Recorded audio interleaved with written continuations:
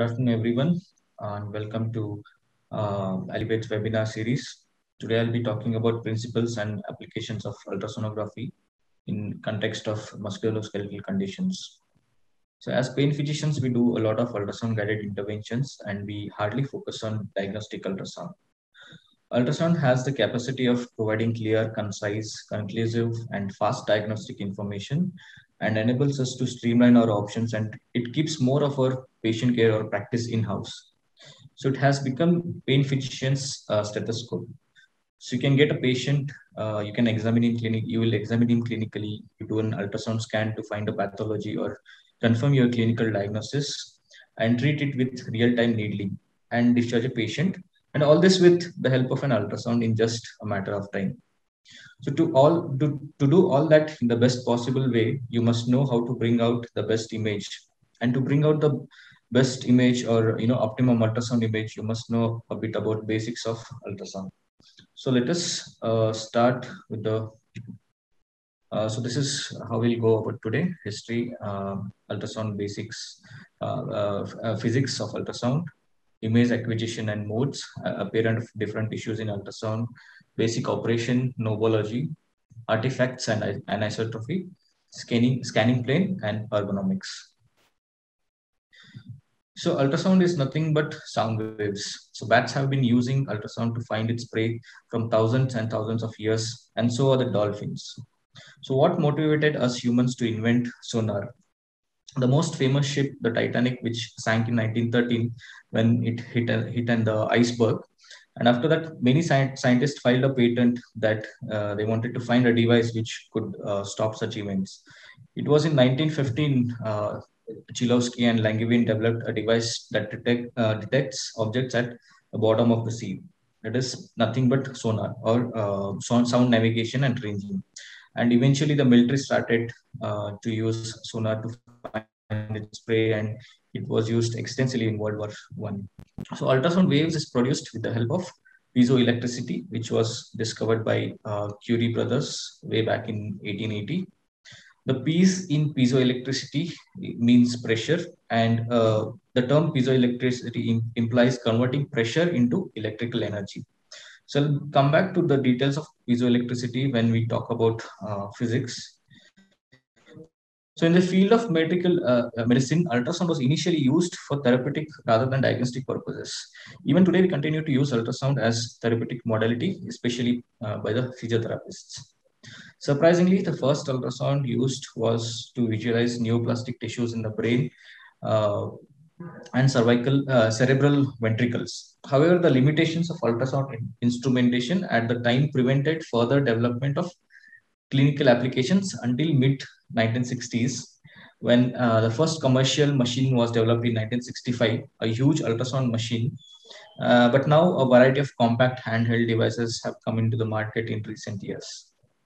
So we have evolved from two-dimensional ultrasound to three-dimensional ultrasound. So even the vehicles which we drive every day has ultrasonic sensors to support the driving tasks like parking and obstacle detection. So let us see the physics behind the ultrasound imaging. So ultrasound is high frequency sound that refers to mechanical vibration over 20,000 hertz. So human ears can hear sounds with frequencies between 20 hertz to 20,000 hertz, whereas the elephants can generate and detect sound with frequencies less than 20 hertz for long distance communication. So medical ultrasound devices use the sound waves in the range of 1 to 20 megahertz. So how are these ultrasound waves produced? It is by the piezoelectric materials like quartz, which is naturally occurring, or lead zirconate titanate, which is actually used in the ultrasound transducers. So piezoelectric materials have a molecular dipoles which has both positive and negative charges. Hence, the net charge is zero now. So when you apply a mechanical energy to this piezoelectric material, there will be crystal deformation and orientation of this dipoles changes and the electricity will be produced. This is basically piezoelectric effect. So the reverse piezoelectric effect is when an electrical impulse is applied to piezoelectric material and sound waves are generated. So both of them, the piezoelectric and reverse piezoelectric effect, helps to form an image. So how the image is formed? The ultrasound machine has something called as pulsar, which applies high voltage to energize the crystals. And then there is transducer, which converts that electrical energy into mechanical energy and vice versa. So once the transducer receives or detects, once the transducer, once this is transduced, the receiver actually detects and amplifies the signals and processes to form an image. So you can see this animation here, whatever just I told you the changes. This is the ultrasound probe, ultrasound transducer. So these are the piezoelectric crystals which are side by side, that is lead zirconate titanate to be specific. So let us take one crystal and see what changes occur when electrical field is applied. So electrical field or voltage is applied to piezoelectric crystal, causing the mechanical vibration of the crystals. So mechanical vibration of the crystal creates sound waves. So that is actually inverse piezoelectric effect. So each crystal produces an ultrasound wave, and the summation of all the waves form an ultrasound beam. So waves actually reflect as echo that vibrates the transducer or the piezoelectric crystal again, and this vibration produces electrical pulses. That's piezoelectric effect. So the scanner processes this and transforms it into an image, just like this. So here what you can see is some of the waves are reflected back, and you can see this picture in the ultrasound screen. So the choice of which transducer or probe should be used depends on the depth of structure being imaged. The higher the frequency of the transducer crystal, the lesser the penetration it has, but it has a better resolution. Therefore, if more penetration is required, you need to use lower frequency transducer with the sacrifice of some resolution. So this is a linear probe which has flat footprint, high frequency. You can see 15 to 6. The maximum depth with this probe which can be is 10 to 13 centimeters, and we commonly use it for musculoskeletal or vascular ultrasound. So this is a hockey stick probe which has a very high frequency. It can be used for small parts or peripheral vessels, or even smaller regions like ankle and elbow. This is a curvilinear which has large footprint, low frequency. It is a low frequency. You can see 2 to 5 megahertz. It is used where there you need an increased depth, such as an abdominal ultrasound or gluteal region ultrasound. So a linear transducer can produce parallel scan lines and a rectangular display called as linear scan, whereas a curved transducer yields a curvilinear scan and or an arc-shaped image. So, like I told you about, the higher ultrasound frequencies produce this shorter pulse duration, which promote axial resolution. So the opposite is true when the frequencies are actually lower. So you can see this is 10 megahertz, where there is axial resolution is very good, and as the probe frequency decreases, axial resolution also decreases. So orientation of the probe tells us about which side is which. It is really important, especially during the interventions, to know from which side of the probe you are inserting the needle. Different machines have different orientation markers. Here you can see there is a dot. Some probes have cross on it, and that dot actually correlates to the dot here in blue, which is on the left side of the screen. Usually, as a general rule of thumb, the marker should point towards patient right in transverse and towards the head in longitudinal. So before we place a probe on a skin, we need to use a coupling agent or a conductive medium that creates a bond between the skin and ultrasound transducer. Ultrasound waves have a hard time traveling through air, so the gel prevents any extra airspace between the probe and skin in order to create a clear image. So even air from the needle when injected during an intervention might lead to a suboptimal image. So we have to flush out any air in the syringe or the needle. So here is an example. This video is of ozone injection actually in the knee through suprapatellar recess. So this is the recess. So once air or gas is injected, so you can see there will be an anechoic shadow beneath, and you will not be able to see the image very clear. So air is a uh, bad for ultrasound. So what all can be used as a coupling agent? One is water, but it is not a good coupling agent as it evaporates rapidly owing to the heat of the body. Oil may damage the equipment or the probe. The best coupling agent is water soluble gel, which is easily available in the market. There are different modes of ultrasound. So this is A mode, which is a simplest form of ultrasound imaging, which is based on pulse echo principle. But we don't use this, only the A mode is used in EEG or echo ophthalmoscopy. So what we use is B mode or two-dimensional mode. So this gives two-dimensional information about a cross section. If multiple B modes images are watched in rapid sequence, they form a real-time imaging. So recently there is 3D imaging also. So this is M mode, which is commonly used for cardiac ultrasound. So how does a bone or a tendon, nerve, vessels appear in ultrasound scan? So we have different terms: hyperechoic, hypoechoic, and anechoic or isoechoic. So hypoechoic is basically a little bit darker.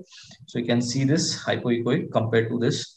The muscles and blood vessels appear like this. The hyperechoic, or it is brighter, where the bone and cartilage. Anechoic is totally dark, where you can see the fluids and air actually looks anechoic. So ultrasound cannot actually pass through the bone unless it is very thin. So the bone appears as an hyperechoic line because the ultrasound waves are reflected back. So the bone appears as an hyperechoic line with an anechoic shadow due to the lack of beam penetration. And the muscle looks hypoechoic but separated with the hyperechoic septa. So hyperechoic septa is nothing but this perimysial connective tissue, which is apparent as a linear pattern. So the tendon appears hyperechoic and fiber-like fibrillar structure, that is tendon. So you can easily actually make out this ultrasound picture. So this is anechoic, where the cartilage or gas or air, cyst can be anechoic. Fat usually is hypoechoic with irregular hyperechoic lines. Whereas vessels, veins are usually anechoic and compressible, and arteries are anechoic and pulsatile and not compressible. So the appearance of nerve can be hyperechoic, hypoechoic, or mixed depending on the location or the size and amount of connective tissue and the angle of transducer. Yeah. So above clavicle, usually the nerve typically appears as hypoechoic, and as the peripheral nerve picks up more connective tissue, it appears hyperechoic. So the cyst appear as echo-free area, and the structures behind the cyst are actually enhanced. So this is an artifact. So we'll go through it. So there's one more shadowing which you can see is the calculi or calcification can result in acoustic shadowing. So you can see this is a Achilles tendon calcification. So this is in the long axis, and this is shorter transverse axis. So to obtain a good ultrasound picture, clinicians should be familiar with basic function and buttons in the knobs in the ultrasound machine, like gain, depth, color, focus, measurement, and all other basic whatever is required.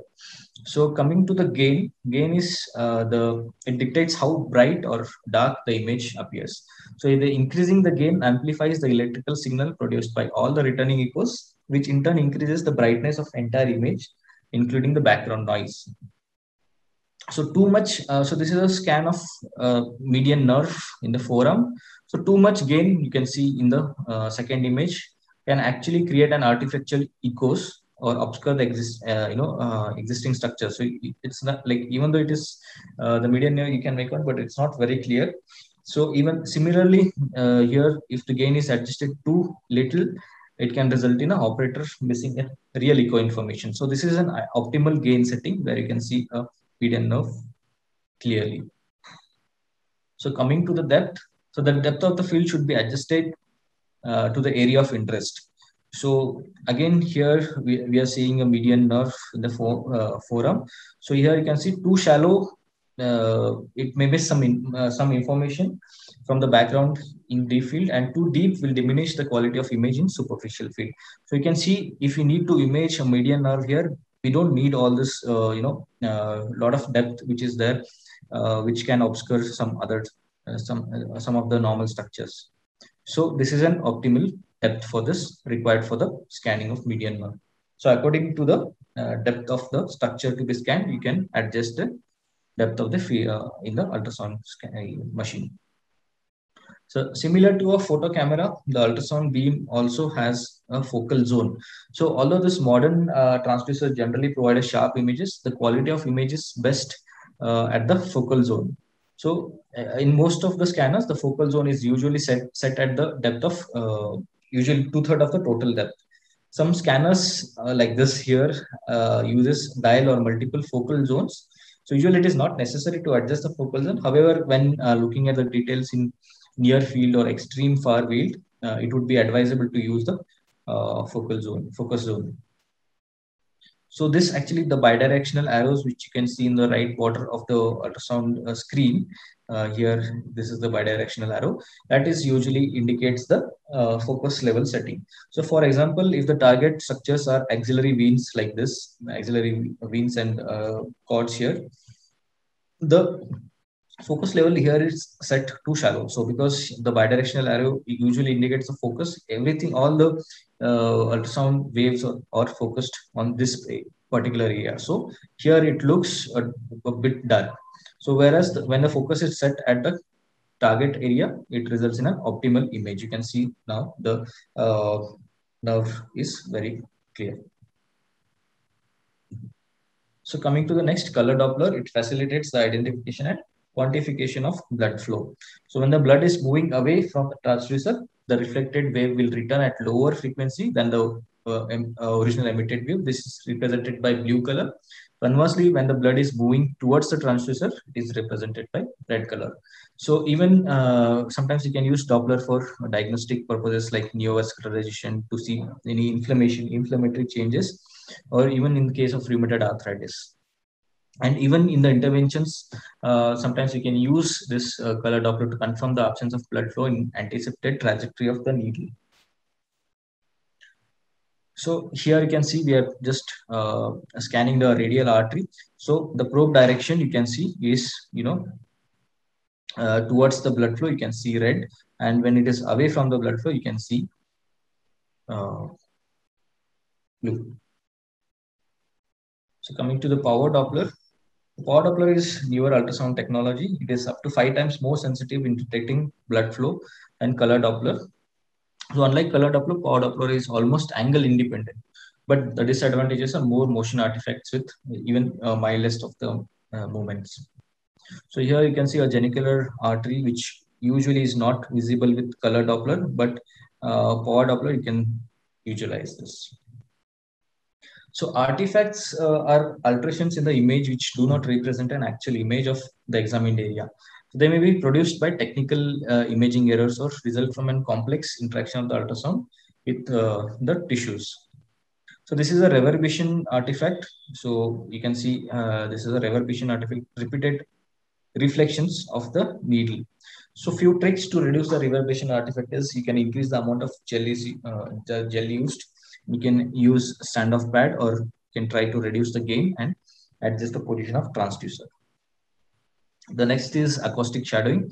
So this appears as echo-free area behind the structure of strongly attenuating tissue. So here you can see we are scanning the rib here. So below that is the acoustic shadow. So because of very high attenuation of the beam at an interface, the transmission is usually reduced, substantially reduced. So this is acoustic enhancement artifact. So usually appears as a localized area of increased echo amplitude behind the area of low attenuation. So on this scan, it will appear as an area of increased brightness and can commonly be seen distal to the fluid filled structures such as a cyst or artery or any veins, basically. So this should not be confused with any other tissue. So this is nothing but acoustic enhancement. So edge shadowing, it appears as a normal hypoechoic shadow line extending down from the edge of the curved reflector. So it arises due to the refraction of the beam caused by both curvatures of the rounded edges. So you can see this around the artery also, or for the small cyst. So anisotropy, it actually refers to the angle dependence appearance of the structure such as tendon on an image. So here you can see when the transducer is perpendicular to the long axis of the object, it results in maximum reception of the signal and an optimal image. So this is actually scanning of biceps tendon here. So greater tuberosity and lesser tuberosity. So this is a bicipital groove. So you can see the biceps tendon. When it is the transducer is perpendicular, you can see nicely. Whereas when you just change the angle of the transducer or tilt the transducer, it affects the signal and the image produced is this. So this is basically anisotropy. So there are basically, so you can handle probe with this, pressure, alignment, rotation, and tilting. So pressure basically should be adjusted according to the depth of visualization. And alignment, sliding the transducer longitudinally.